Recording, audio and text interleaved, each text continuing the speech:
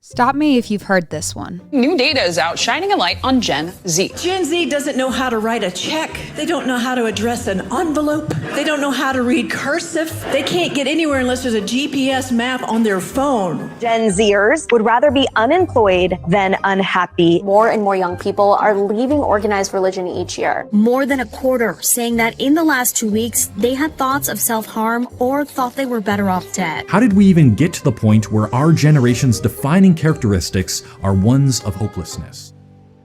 Now, let me tell you a different story.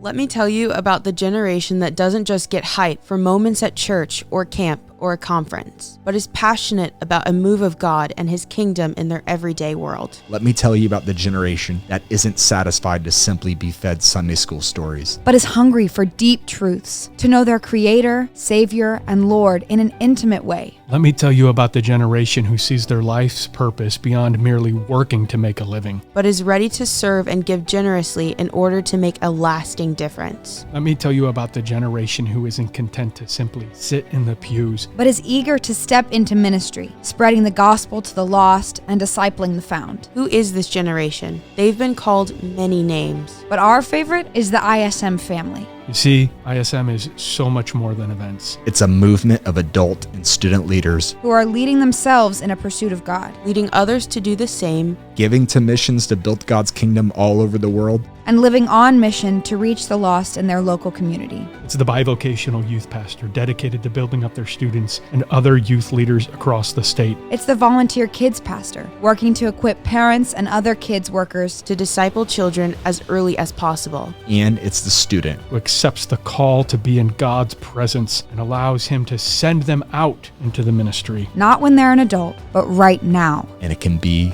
you too. Will you join the family?